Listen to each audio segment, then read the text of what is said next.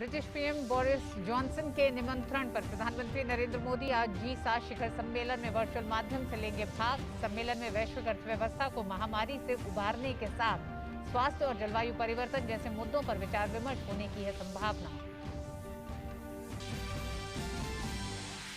वित्त मंत्री निर्मला सीतारमण की अध्यक्षता में नई दिल्ली में जीएसटी परिषद की 44वीं बैठक जारी। वीडियो कॉन्फ्रेंसिंग के जरिए हो रही है बैठक। कोविड महामारी से संबंधित उपकरणों और जरूरी दवाओं पर जीएसटी की दरों के मुद्दे पर हो सकता है निर्णय।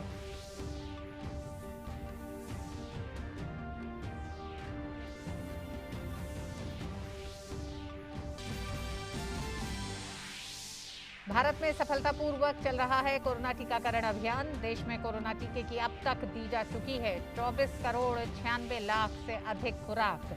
बीते 24 घंटों में 34 लाख से अधिक लोगों को लगाई गई वैक्सीन। राज्य और केंद्र शासित प्रदेशों के पास अभी भी 1 करोड़ से अधिक वैक्सीन उपलब्ध। देश में कोरोना के खिलाफ जंग जारी। बीते 24 घंटे में 84,000 से अधिक नए केस मिले। लगातार 30वें दिन दैनिक संक्रमितों के मुकाबले स्वस्थ होने वालों की संख्या अधिक। देश में कुल सक्रिय मामले 11 लाख से कम हुए। रिकवरी दर बढ़कर हुई 95.07।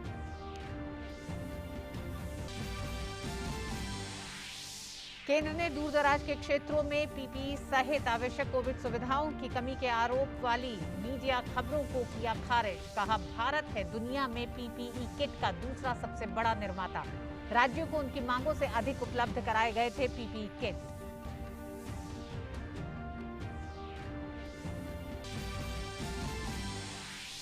भाजपा ने दिग्विजय सिंह की क्लब हाउस चैट मामले पर कांग्रेस पर बोला हमला। इसे शर्मनाक करार दिया।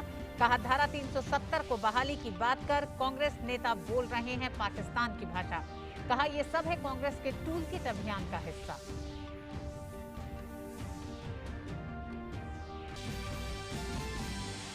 विदेश मंत्री एस जयशंकर आज केनिया की 3 दिवसीय सरकारी यात्रा पर जाएंगे। तीसरी भारत केनिया संयुक्त आयोग की बैठक की सह अध्यक्षता कर द्विपक्षीय संबंधों के सभी पहलुओं की करेंगे समीक्षा। विदेश मंत्री भारतीय मूल के समुदाय के साथ भी करेंगे संवाद।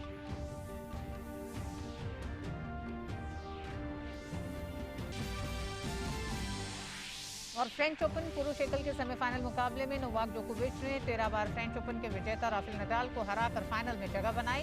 जोकोविच रविवार को फाइनल में स्टेफानोस सित्सिपास से करेंगे मुकाबला। वहीं महिला एकल के खिताबी मुकाबले में रूस की एनास्तासिया पैवलचेंकोवा और चेक गणराज्य की बारबोरा क्रेजिकोवा के बीच होगी भिड़ंत।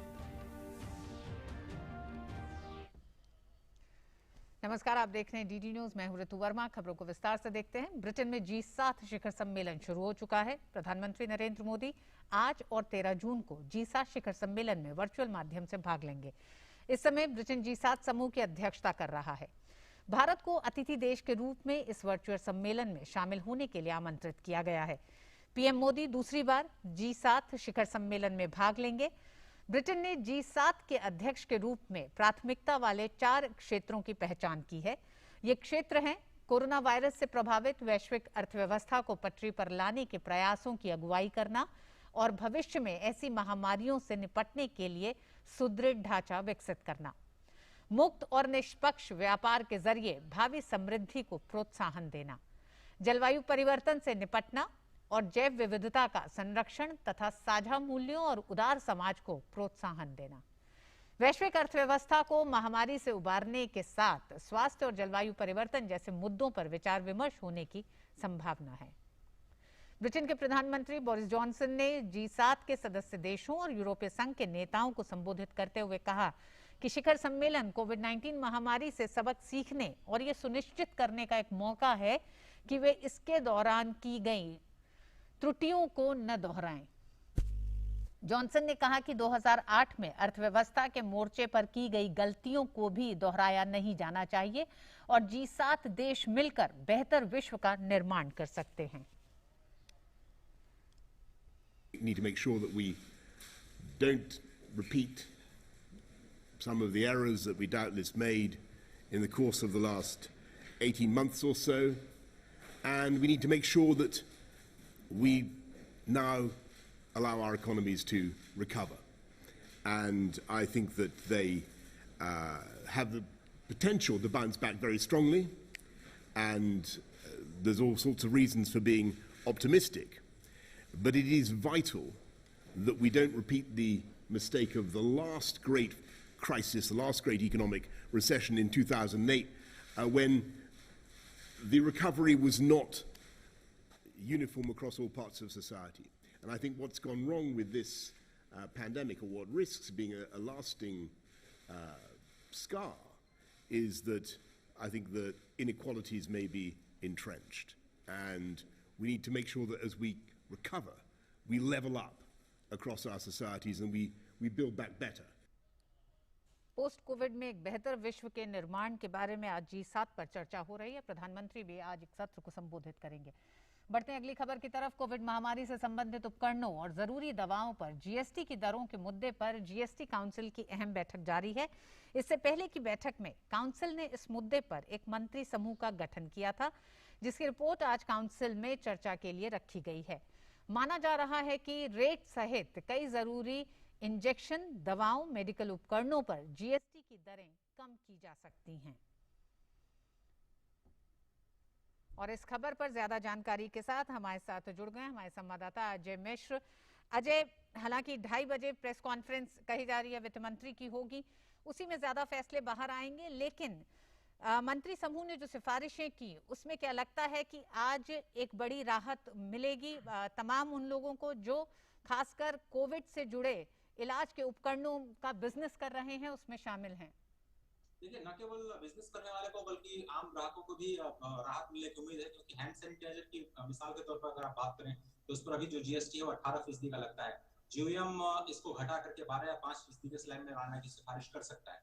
इसी तरह से जो ब्लैक फंगस के जो इंजेक्शंस हैं और जो जरूरी दवाएं, आपको याद होगा कि इसको पहले ही जो जीएसटी काउंसिल में नीचे के दर में 5% पे लाया गया है।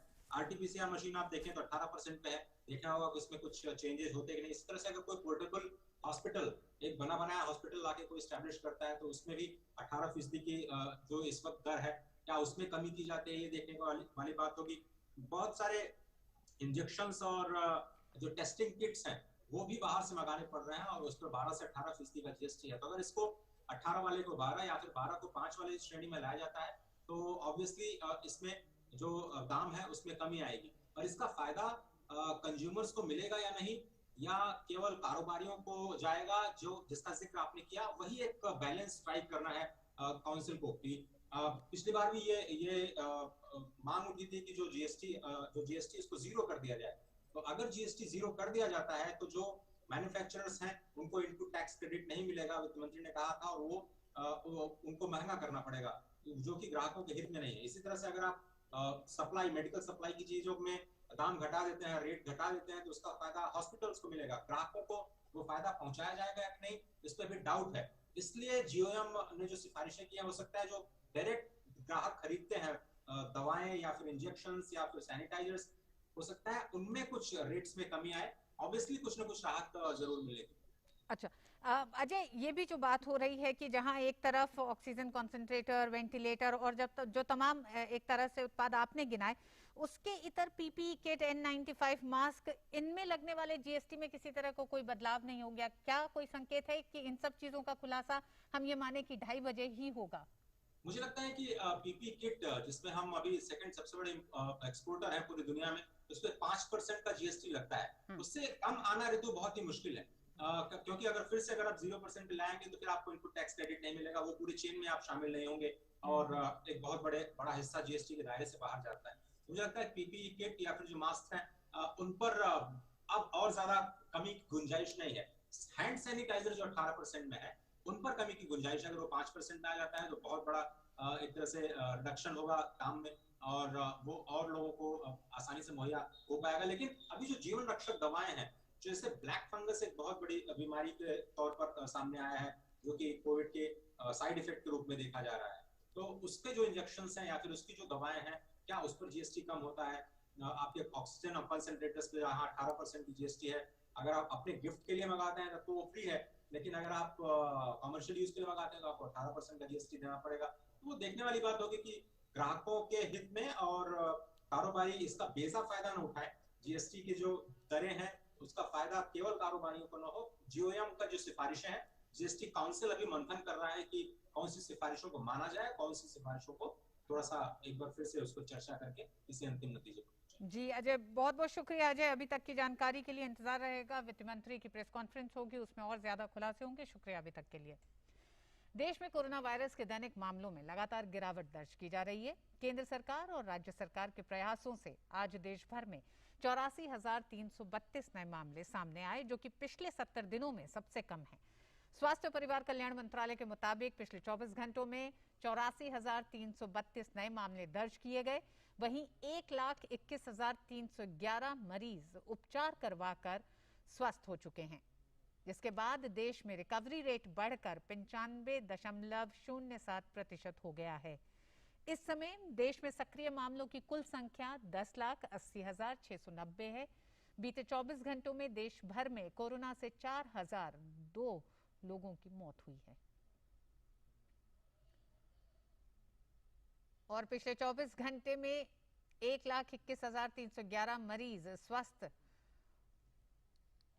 हुए हैं। वहीं रिकवरी रेट भी 95.07% हुई है।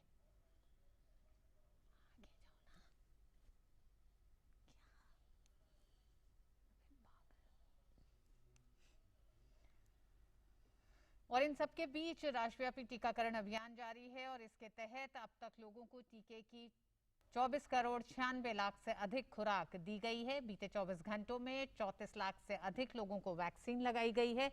केंद्र की तरफ से राज्यों को वैक्सीन की अब तक 25,87,00,000 डोज उपलब्ध की जा चुकी है। वहीं राज्यों और केंद्र शासित प्रदेशों के पास अभी भी 1,12,00,000 डोज उपलब्ध हैं। सोशल मीडिया में ग्रामीण और दूरदराज के इलाकों में कोविड कुप्रबंधन का आरोप लगाया जा रहा है और दुष्प्रचार किया जा रहा है। केंद्रीय स्वास्थ्य मंत्री डॉक्टर हर्षवर्धन ने आरोपों का खंडन करते हुए ट्वीट कर कुछ सोशल मीडिया पोस्ट में दूरदराज के क्षेत्रों में स्वास्थ्यकर्मियों के पास आवश्यक पीपीई किट नहीं होने के आरोप को गलत बताया है।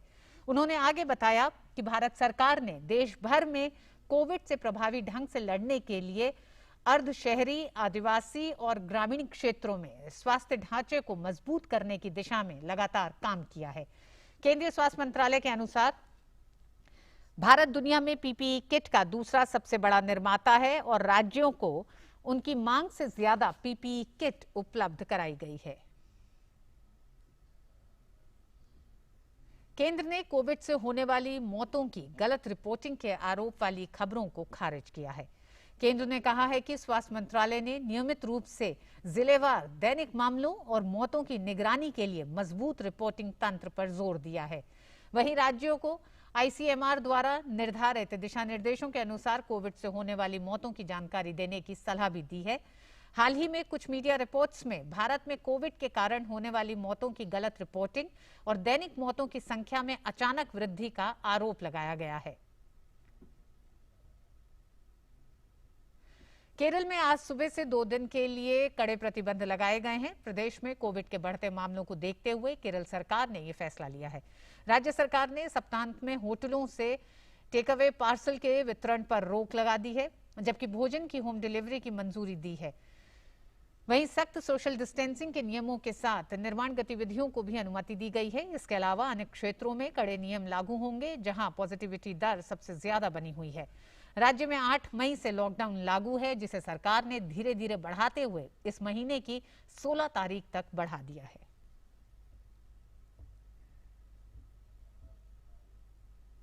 वहीं तमिलनाडु में कोरोना संक्रमण के मामलों पर अंकुश लगाने के लिए लॉकडाउन को कुछ रियायतों के साथ 21 जून तक बढ़ा दिया गया है। सरकार ने 27 जिलों में प्रतिबंधों में छूट देने की घोषणा की है। इन 27 जिलों में सैलून, स्पा, ब्यूटी पार्लर को संचालित करने की अनुमति दी जाएगी, जहां मामले कम हैं। वहीं एक्सपोर्ट यूनिट और वेंडर यूनिट एसओपी का पालन करते हुए 50% कार्यबल के साथ जारी रह सकती हैं। बाकी उद्योगों को भी 33% कार्यबल के साथ अनुमति दी जाएगी। आईटी, आईटीईएस को केवल 20% कार्यबल या अधिकतम 10 कर्मचारियों के साथ काम करने का निर्देश दिया गया है। हाउसिंग फाइनेंस कंपनियों और गैर बैंकिंग वित्तीय कंपनियों और सभी बीमा निगमों को 33% कार्यबल के साथ अनुमति है। श्रीनगर के खोनमो में 500 बिस्तरों वाले कोविड अस्पताल ने पूरी तरह से काम करना शुरू कर दिया है। पीएम केयर्स फंड द्वारा वित्त पोषित इस अस्पताल को रक्षा अनुसंधान और विकास संगठन द्वारा 17 दिनों में स्थापित किया गया है। इस कोविड अस्पताल में वेंटिलेटर के साथ 125 आईसीयू बेड शामिल हैं, जिनमें से 25 विशेष रूप से बच्चों के लिए आरक्षित हैं। 62 kilolitre liquid medical oxygen storage tank से सभी 500 बेड के लिए निरंतर ऑक्सीजन की आपूर्ति उपलब्ध है। और अन्य खबरों में, क्लब हाउस में कांग्रेस नेता दिग्विजय सिंह और एक पाकिस्तानी पत्रकार की बातचीत को लेकर भाजपा ने कांग्रेस पर हमला बोला है।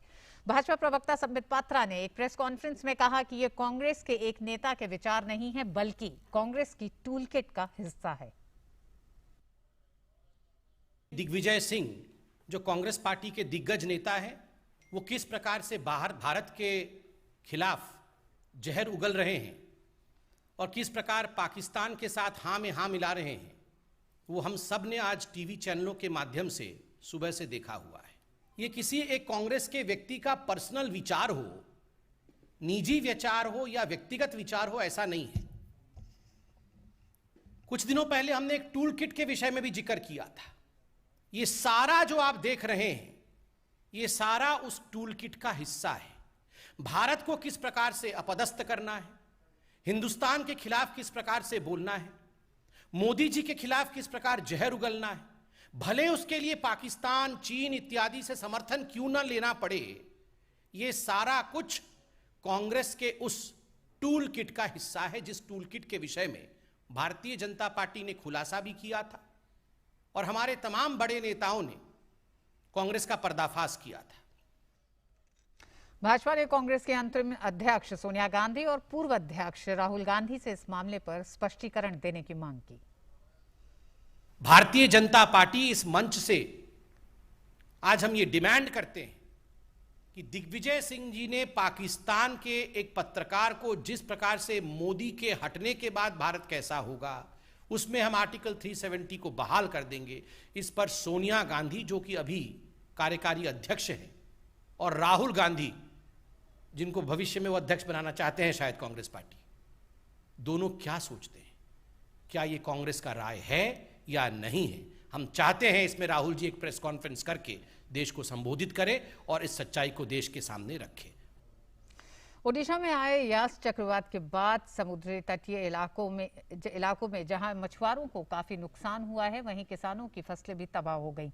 केंद्र सरकार ने राज्य सरकार को वित्तीय मदद दी है। साथ ही प्रधानमंत्री मत्स्य संपदा योजना से भी मछुआरों को लाभ दिलाने का काम किया जा रहा है। मछुआरों और किसानों को हुए नुकसान के विषय पर डॉक्टर अच्युता समंता से बात की हमारे संवाददाता ओपी यादव ने।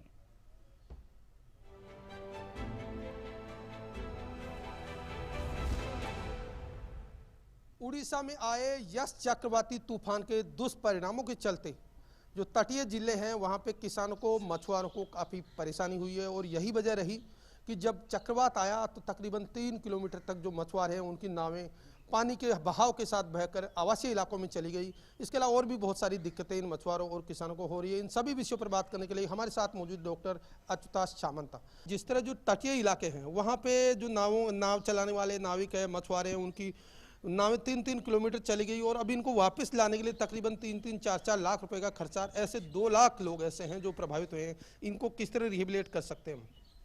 देखिए, उड़ीसा सरकार इसमें ध्यान दे रहे हैं। जो उड़ीसा का प्रशासनिक अधिकारी गए इसको अभी अच्छा से देख रहे हैं, सबसे बातचीत कर रहे हैं।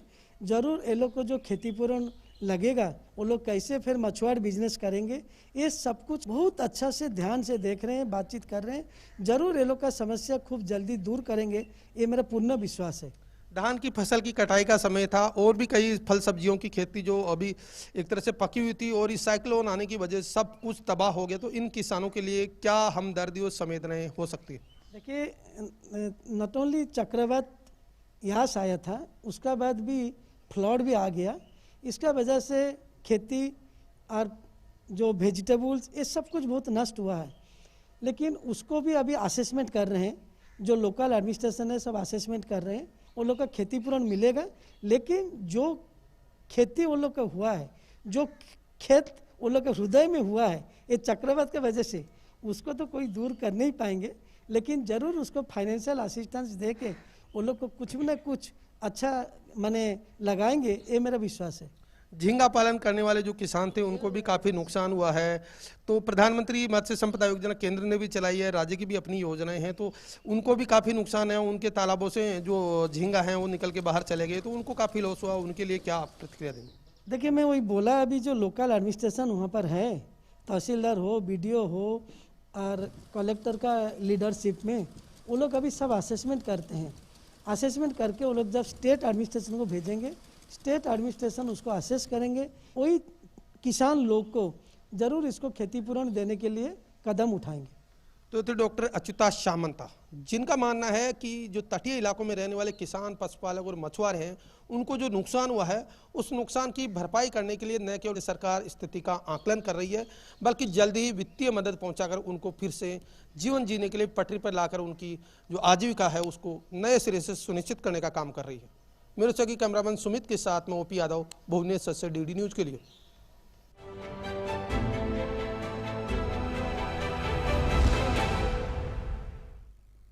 और खबर खेल जगत से, टोक्यो ओलंपिक में भारतीय दल को मुक्केबाजों से पदक की काफी उम्मीदें हैं।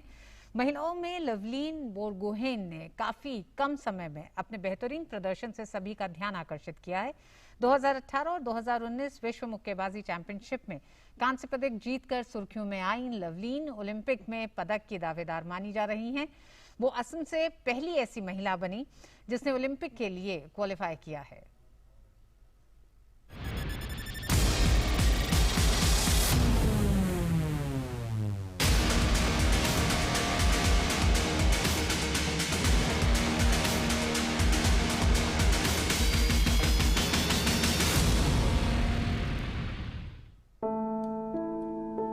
घर में तो हम 3 लड़की थी। सब लोग ऐसे बोलते थे कि लड़की कुछ नहीं कर सकते। बचपन से मतलब मम्मी ऐसे सिखाते थे कि हमें मतलब बड़े होके कुछ करना होगा। संडे के दिन पापा पेपर में मिठाई पैकिंग करके लाया था। पेपर में मोहम्मद अली के बारे में थोड़ा सा लिखा था, तो पापा ने पहली बार मोहम्मद अली के बारे में वो स्टोरी बताया था। तभी पहली बार मतलब बॉक्सिंग के बारे में जानी थी मैं।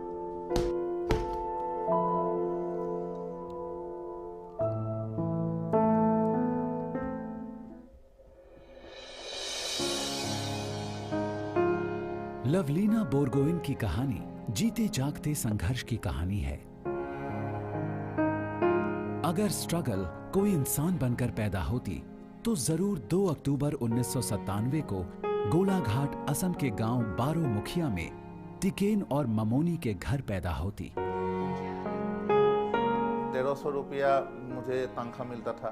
हम तो मैनेज नहीं कर पाते। शुरुआत में वो खेलते थे, ट्रैक सूट भी नहीं थी। लवलीना ने एक दिन भी मुझे कंप्लेन नहीं किया, मुझे ये चाहिए बोल के, ये मुझे लाके दो। जल्द ही स्पोर्ट्स अथॉरिटी ऑफ इंडिया ने 9वीं कक्षा में ही लवलीना की दक्षता का अंदाजा लगाकर उसे परंपरागत करने का बीड़ा उठाया। हमारे उधर में मार्शल आर्ट का मैं ही थी, तो मुझे देखा सर ने और मुझे गुवाहाटी के लिए सिलेक्ट किया, साई के लिए। लवलीना के अंदर में डर ज़्यादा था, वो डर हटाने के लिए टाइम लगा। इतना लंबा हाथ है लेकिन इतना खुलती थी, मतलब आधा खुलती थी। इस साई द्वारा शुरुआती अभ्यास के दौरान ही अच्छी कोचिंग मिलने से लवलीना की योग्यता में काफी तेजी से सुधार आया। अब कुछ बाकी था तो उनके अंदर जीतने की भूख। एशियन चैंपियनशिप के लिए पहली बार मेरा ब्रॉन्ज मेडल लगा। इंडिया ओपन में गोल्ड मेडल था, तो उसको देखकर मुझे कॉमनवेल्थ के लिए सिलेक्ट किया था। लेकिन कॉमनवेल्थ में मतलब जितना मुझे अच्छा परफॉर्मेंस देना था उतना मैं नहीं दे पाई। मेंटली मैं इतना स्ट्रॉन्ग भी नहीं थी। उसके बाद ही 2 वर्ल्ड चैंपियनशिप में मेडल लिया, फिर ओलंपिक के लिए क्वालिफाई किया। लेकिन इन सभी मुकाबलों में लवलीना को कभी सिल्वर तो कभी ब्रॉन्ज मेडल से ही संतोष करना पड़ा। पर अब लवलीना की एक ही जिद है, ओलंपिक में गोल्ड मेडल हासिल करना। नेशनल जो मेडल होते हैं वहाँ का गोल्ड मेडल होने से भी लोग भूल सकते हैं, लेकिन ओलंपिक मेडल ऐसा होता है कि उसको मिलने के बाद कोई भूल ही नहीं सकता है इसको। तो मैं यही कोशिश रहेगा कि मैं ओलंपिक में गोल्ड मेडल लूँ।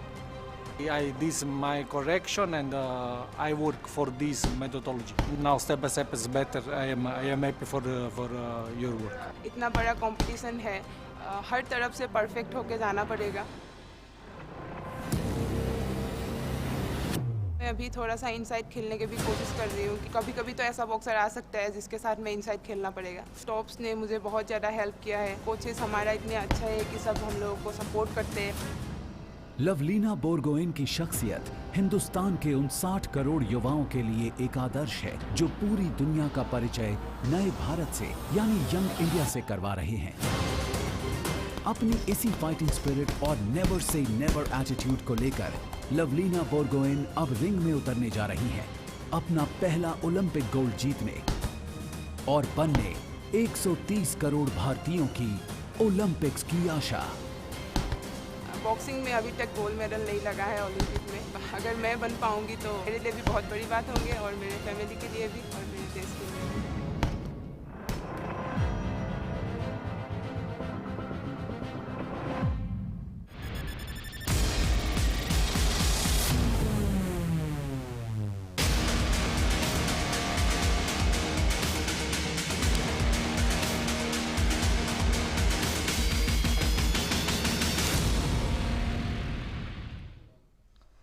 और इसी के साथ इस बुलेटिन में इतना ही। डीडी न्यूज़ पे खबरें जारी हैं। नमस्कार।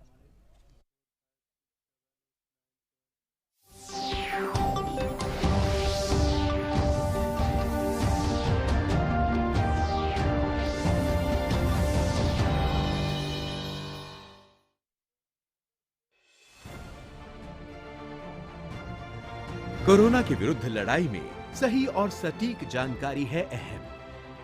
भ्रामक प्रचार को दूर करने और लोगों की शंकाओं के समाधान के लिए दूरदर्शन ला रहा है विशिष्ट डॉक्टरों की राय अपने डॉक्टर स्पीक कार्यक्रम में हर रोज दोपहर 3 से 4 बजे डीडी न्यूज और डीडी इंडिया पर। अपने सवालों के लिए डायल करें 011-233-87-031।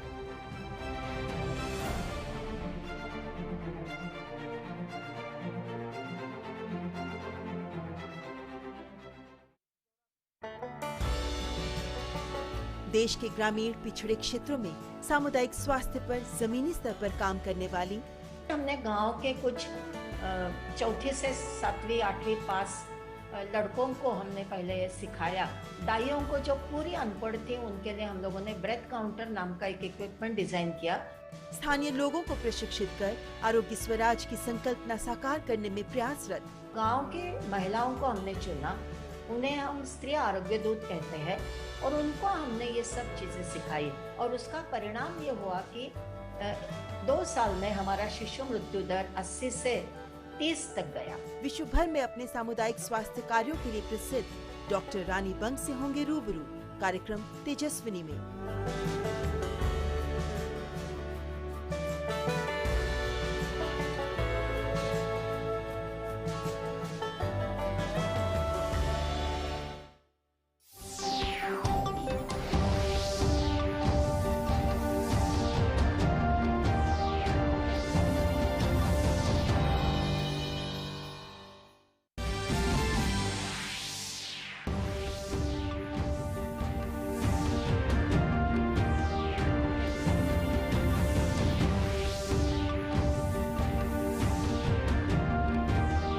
Summit to see exchange of views on the way forward on global recovery from the pandemic with a focus on health and climate change. Finance Minister Nirmala Sitharaman chairs the 44th GST Council meet via video conferencing in New Delhi. The meeting is being attended by Minister of State Anurag Thakur besides finance ministers and senior officers of states and union territories. The meeting is expected to take a decision regarding relief on COVID-19 related items based on Group of Ministers report.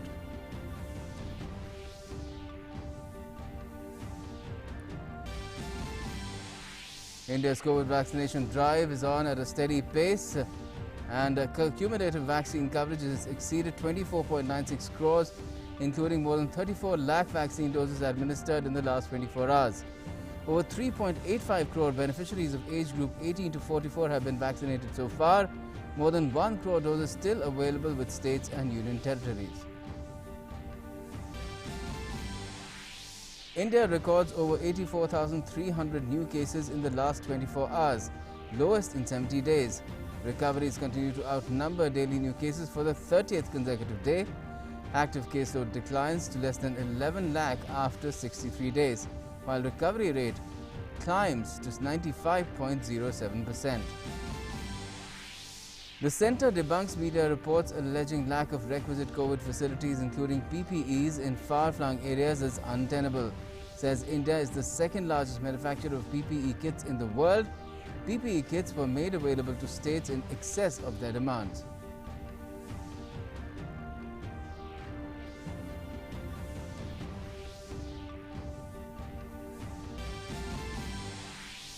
The BJP attacks the Congress over Digvijay Singh's clubhouse chat remark, terms it as shameful, says the Congress leaders speak Pakistan's language of reinstating Article 370. This is all part of Congress's toolkit campaign. External Affairs Minister Dr. S. Jaishankar to embark on a 3-day visit to the Republic of Kenya starting today. He will co-chair the 3rd India-Kenya Joint Commission meeting, which will review all aspects of the bilateral relationship. The minister will also interact with the Indian origin community.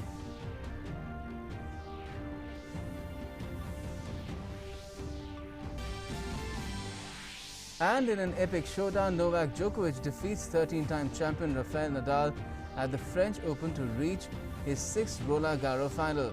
Djokovic to face Stefanos Tsitsipas in the final on Sunday.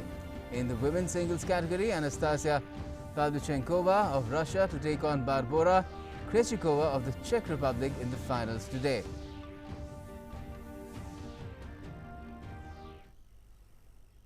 Namaskar, you're with the latest here on DD India and DD News. I'm Gautam Roy.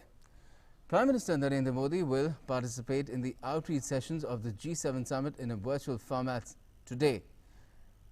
United Kingdom Prime Minister Boris Johnson invited Prime Minister Modi for the summit, which began in Cornwall on Friday. The UK currently holds the presidency of the G7 and had invited India along with Australia, South Korea and South Africa as guest countries of the G7 summit. The meeting is being held in hybrid mode. The leaders are expected to exchange views on the way forward on global recovery from the pandemic with a focus on health and climate change. India will seek to highlight some of its regional and global priorities in the summit. On the vaccine front, New Delhi is set to push for European Union support for a waiver of patent protections for COVID-19 vaccines. India opposes the proposed vaccine passport system as it would discriminate against the developing world, where only a small fraction of the population has been inoculated against COVID-19. And to tackle China's economic ambitions in the region, India's efficient trade integration with the US, UK and the EU is vital, particularly taking global supply chains into account. Now, this is the second time Prime Minister Modi will be participating in a G7 meeting. India had been invited by the G7 French presidency in 2019 to the Biarritz summit as a goodwill partner, and Prime Minister Modi had participated in the sessions on climate, biodiversity and oceans, as well as digital transformation.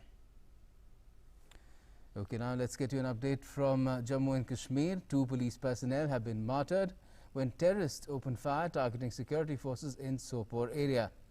2 civilians also lost their lives in the crossfire. The encounter broke out around noon when terrorists fired upon a joint team of the Central Reserve Police Force and police personnel at Naka and Arampora area. Security forces have meanwhile cordoned off the area. Further details are awaited. Let me now take you across for more details to Salman Qazi, my colleague who's joining us on the phone line. Salman, what more can you tell us about this encounter? How are the security forces trying to get to the perpetrators of this cowardly and heinous act where 2 security personnel have been martyred and 2 civilians have also been killed? In a very busy locality of Arampura in the Sopore town in North Kashmir, and according to the reports, militants attacked a joint Naka party of CRPF and Jammu Kashmir police, in which 2 policemen have been killed and 2 civilians who have also been who had been injured have been also killed now, having declared dead. Security forces have cordoned off the area, and since the area is quite dense and it's a market, a very busy market, as well as a very densely very dense populated area. The search operation is not going to be easy because militants have attacked and then dispersed among the in the area.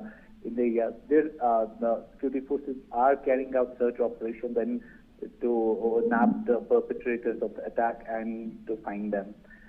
Right now, the latest report that we have, 2 cops had been injured and 2 civilians had been injured. All of them have been declared dead, and there are reports of few more injuries, but according to our sources, they're not very serious. All right. Now, Salman, are the security forces saying what could have prompted this sort of an attack in the middle of, like you said, a market, and that too around noon, when I'm not sure if people were out and about in terms of how the situation related to the pandemic is prevailing in J&K, but still, what more can you tell us about this? I mean, these attacks are expected as such. They're not kind of unexpected attacks. The militants have been trying to attack security forces since so many years, and they have tried to attack. Most of those attacks have been thwarted, but sometimes when they do get successful, it's very important to know that it could be very dangerous. Whenever they're successful, it has costs in terms of personnel and the general law and order for Jammu Kashmir. So definitely, it's not something that was unanticipated or something, not at that place, but militants have been trying to attack security forces all throughout Jammu and Kashmir, and usually they have been thwarted, but this time they have been successful, and it has extracted its cost in terms of 2 security personnel who have been killed and 2 civilians who have been killed, and according to reports, 3 more who have been injured. Okay, Salman, I hope that these perpetrators, these terrorists are brought to book soon. Thanks a lot for joining us for the time being. Now, the 44th meeting of the Goods and Services Tax Council was held in New Delhi today. The meeting, chaired by Finance Minister Nirmala Sitharaman, was expected to take a decision on relief in respect of COVID-19 related individual items based on the report of the group of ministers. The meeting was attended by Minister of State for Finance Anurag Thakur, besides finance ministers and senior officers of states and union territories. Earlier at its meeting on the 28th of May, the GST Council had recommended full exemption from IGST on a number of specified COVID-19 related goods such as medical oxygen, oxygen concentrators and other oxygen storage and transportation equipment, certain diagnostic markers, test kits and COVID-19 vaccines. The exemption is valid up to the 31st of August this year. Now, the countrywide COVID-19 vaccination drive is on a steady path. The cumulative number of COVID-19 vaccine doses administered in the country has nearly reached the 25 crore mark today under the nationwide vaccination drive. 34,33,763 vaccine doses were administered in the last 24 hours. A total of 24 crore 96,304 vaccine doses have been administered across the country so far. Now, with substantially ramped up testing capacity across the country, a total of 19,20,477 tests were conducted in the last 24 hours in the country. Cumulatively, India has conducted over 37.62 crore tests so far. While on one side testing has been enhanced across the country, a continued decline in weekly case positivity is noticed. Weekly positivity rate is currently at 4.94%, while the daily positivity rate stands at 4.39% today. It has remained less than 10% for 19 consecutive days now. And India has reported 84,332 daily new cases in the last 24 hours. The country has recorded less than 1 lakh daily new cases for the 5th consecutive day now. Now, this is a result of sustained and collaborative efforts by the centre and the states as well as union territories. India has been witnessing a continuous fall in the active caseload. The country's active caseload today stands at 10,80,690. The caseload is maintained below 20 lakhs for 12 successive days. A net decline of 40,981 has been witnessed in the last 24 hours, and active cases are now only 3.68% of the country's total positive cases. As more people are recovering from the infection, India's daily recoveries continue to outnumber the daily new cases for the 30th consecutive day now. 1,21,311 recoveries have been registered in the last 24 hours. Out of the people infected since the beginning of the pandemic, 2,79,11,384 people have been already recovered, of which 1,21,311 patients recovered during the last 24 hours. This constitutes an overall recovery rate of 95.07%, which is showing a sustained increasing trend. Now, the matter of the alleged hacking of the COWIN system has now been investigated by the Computer Emergency Response Team, that is CERT, of the Ministry of Electronics and Information Technology. Chairman of the Empowered Group on Vaccine Administration, Dr. R.S. Sharma, has clarified that the claims of so-called hackers on the dark web relating to alleged hacking of the COWIN system and data leak is baseless. He further added that we continue to take appropriate steps as are necessary from time to time to ensure that the data of the people is safe with COWIN. And the centre has also rejected media reports alleging lack of requisite COVID facilities, including PPE kits in far-flung areas, as untenable. Union Health Minister Dr. Harshvardhan in a tweet said, the government has consistently worked towards strengthening health infra in peri-urban, tribal and rural areas to effectively fight COVID-19 across the country.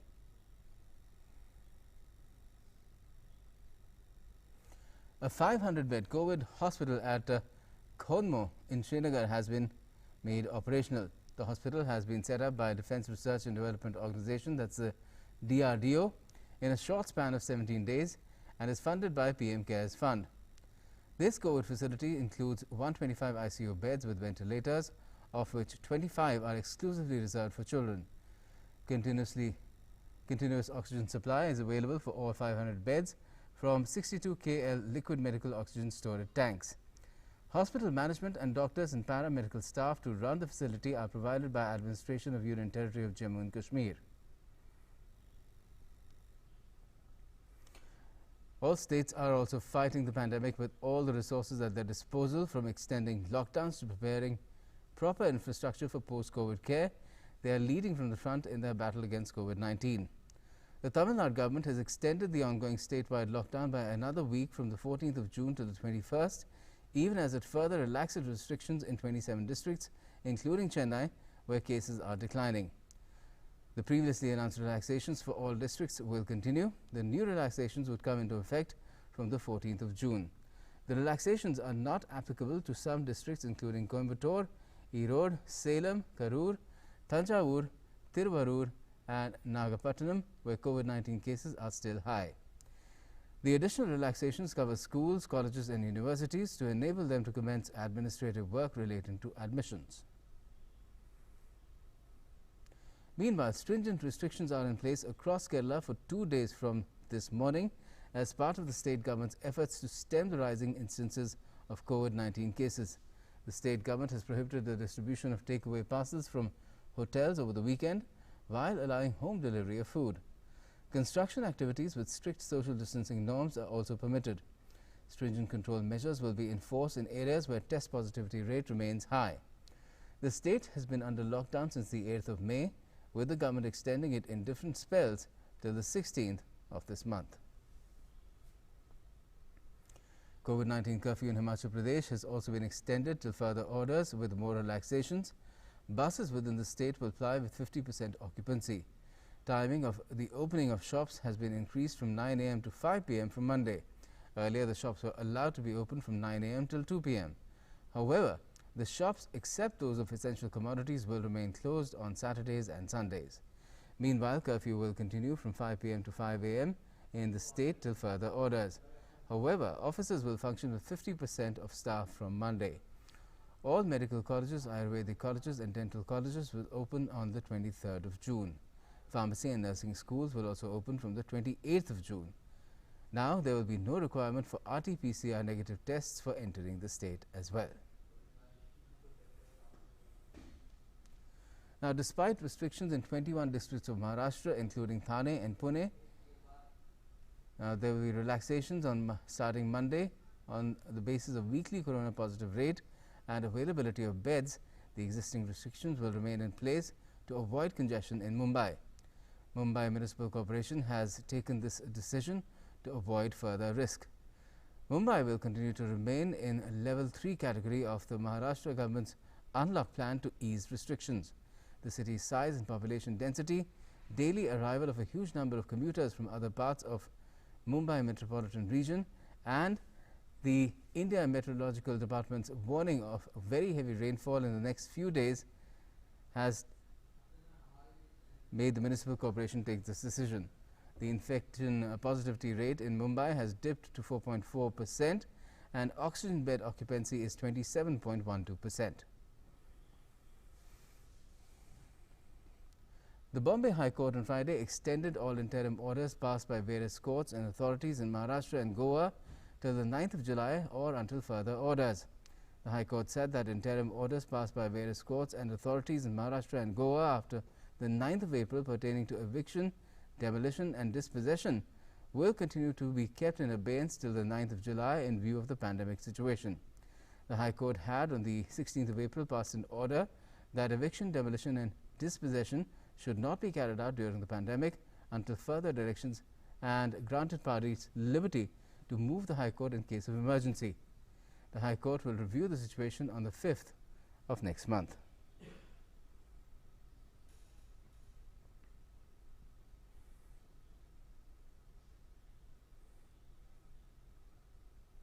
External Affairs Minister Dr. S. Jaishankar will be paying an official 3-day visit to the Republic of Kenya starting today.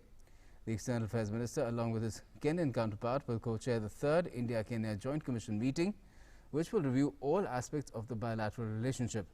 The last meeting of the Joint Commission was held in New Delhi in March 2019.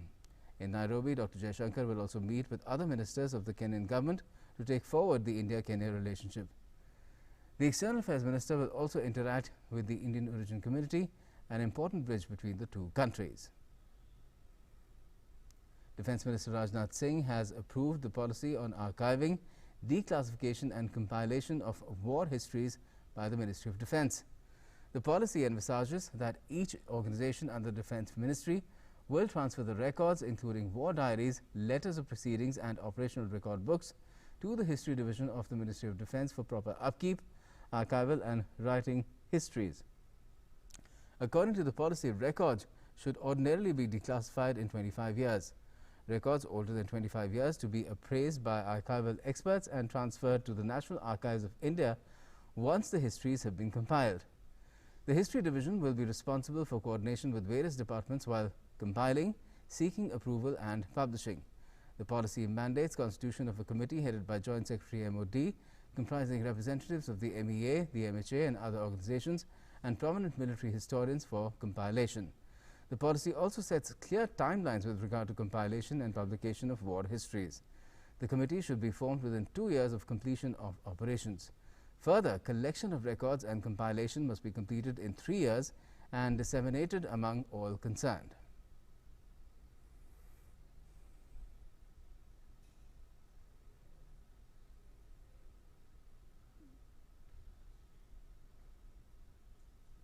In other developments, the BJP has slammed the Congress, pointing to the alleged leaked clubhouse chat of former Madhya Pradesh Chief Minister Digvijay Singh with a Pakistani journalist. BJP spokesperson Sambit Patra in a media briefing said that this is not the personal remark of a particular Congress leader, but is part of the Congress toolkit.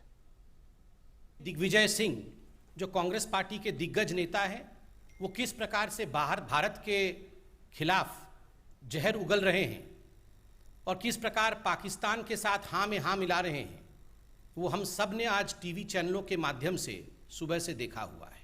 ये किसी एक कांग्रेस के व्यक्ति का personal विचार हो, निजी विचार हो या व्यक्तिगत विचार हो, ऐसा नहीं है।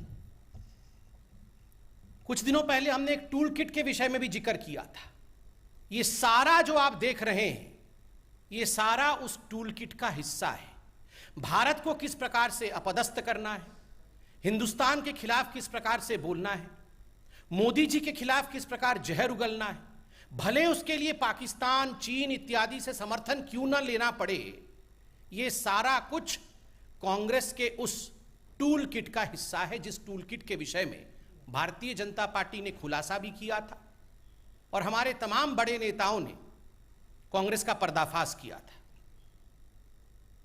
And the BJP has called for a clarification on this issue from Congress President Sonia Gandhi and Congress leader Rahul Gandhi.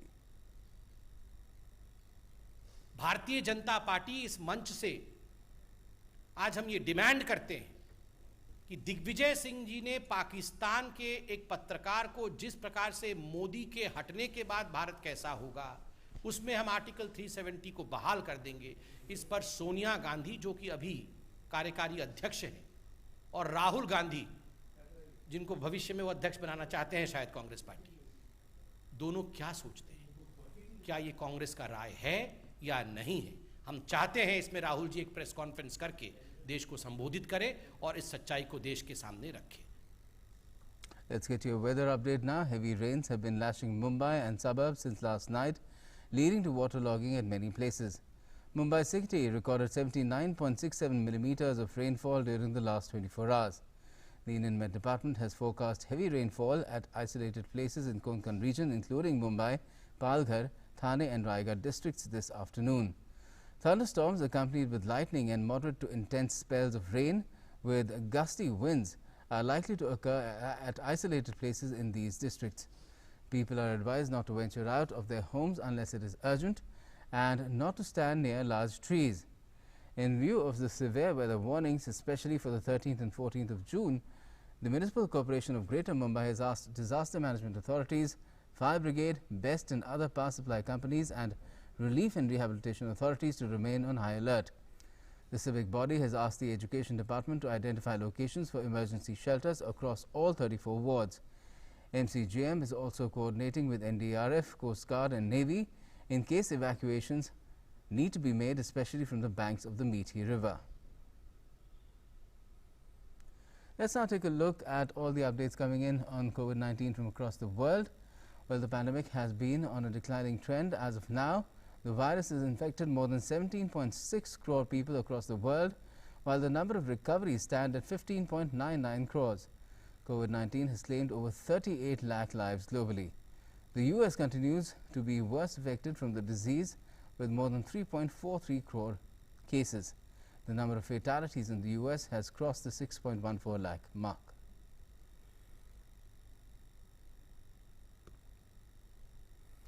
Time now to talk about sports, and though boxing has been one of India's strong suits in recent years, the success Indian boxers have achieved at various international competitions have not quite translated into Olympic medals.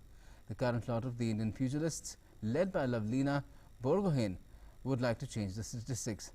Here's the story and struggle of Lavlina, who's become the first woman boxer from Assam to have qualified for the Olympics.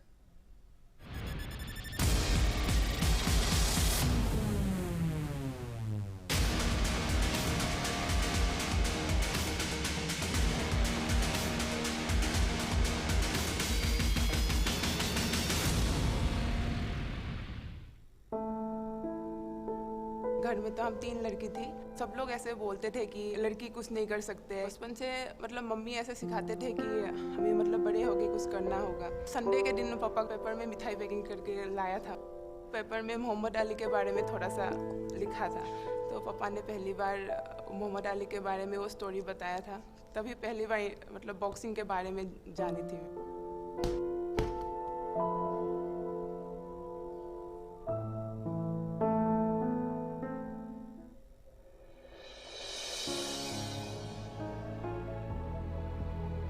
Lavlina Borgohain is a living legend whose life has been synonymous with struggle. The struggle was personified into a human. It would have born on 2nd October 1997 in the village named Baro Mukhia in Golaghat, Assam, in the house of Tikain and Mamoni. 1300 रुपया मुझे तनख्वाह मिलता था। हम तो manage नहीं कर पाते। शुरुआत में वो खेलते थे, ट्रैक सूट भी नहीं थी। लवलीना ने एक दिन भी मुझे कंप्लेन नहीं किया, मुझे ये चाहिए बोल के, ये मुझे लाके दो। The path to success was easy. Could anyone have ever failed in this world? For Lovelina too, the path to her ambition were filled with thorns. हमारे उधर में मार्शल आर्ट का मैं ही थी, तो मुझे देखा सर ने और मुझे गुवाहाटी के लिए सिलेक्ट किया, साई के लिए। लवलीना के अंदर में डर ज़्यादा था, वो डर हटाने के लिए टाइम लगा। इतना लंबा हाथ है लेकिन इतना खुलती थी, मतलब आधा खुलती थी। Having received good coaching during the initial practice by Sai, Lovelina's qualification improved significantly. Now the only thing left was for her to win. Asian championship के लिए पहली बार मेरा ब्रॉन्ज मेडल लगा। इंडिया ओपन में गोल्ड मेडल था, तो उसको देखकर मुझे कॉमनवेल्थ के लिए सिलेक्ट किया था। लेकिन कॉमनवेल्थ में मतलब जितना मुझे अच्छा परफॉर्मेंस देना था उतना मैं नहीं दे पाई। मेंटली मैं इतना स्ट्रॉन्ग भी नहीं थी। उसके बाद ही 2 वर्ल्ड चैंपियनशिप में मेडल लिया, फिर ओलंपिक के लिए क्वालिफाई किया। But in all these competitions, Lovelina returned with occasional bronze and silver. Now Lovelina has only one goal, to win a gold in Olympics. National जो मेडल होते हैं वहाँ का गोल्ड मेडल होने से भी लोग भूल सकते हैं, लेकिन ओलंपिक मेडल ऐसा होता है कि इसको मिलने के बाद कोई भूल ही नहीं सकता है इसको। तो मैं यही कोशिश रहेगा कि मैं ओलंपिक में गोल्ड मेडल लूँ। This is my correction, and I work for this methodology. Now step by step is better. I am happy for your work. इतना बड़ा कंपटीशन है, हर तरफ से परफेक्ट होके जाना पड़ेगा। मैं अभी थोड़ा सा इनसाइड खेलने की भी कोशिश कर रही हूँ कि कभी कभी तो ऐसा बॉक्सर आ सकता है जिसके साथ मैं इनसाइड खेलना पड़ेगा। स्टॉप्स ने मुझे बहुत ज़्यादा हेल्प किया है। कोचेस हमारा इतने अच्छा है कि सब हम लोगों को सपोर्ट करते हैं। Lovelina Borgohain's personality makes her a role model for 6 crore Indian youth who are the face of a new India, that is young India. With the same fighting spirit and never say never attitude, Lovelina Borgohain is going to the ring to win her first Olympic gold and hopes to become the true role model for millions of Indians at the Olympics.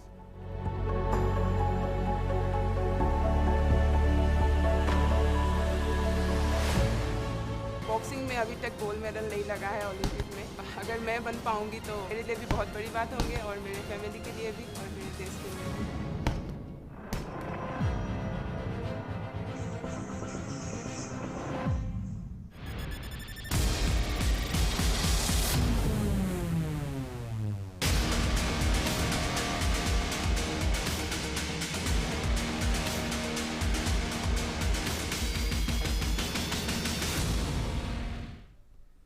So now the medal prospect for India there. That's all we have for the moment in this edition of the news, but for all the latest, do stay tuned to DD News and DD India.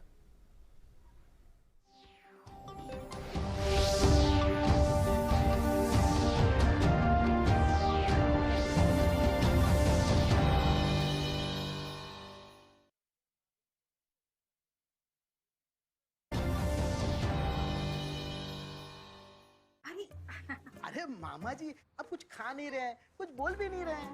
आप लोग इतना कुछ बोल रहे हैं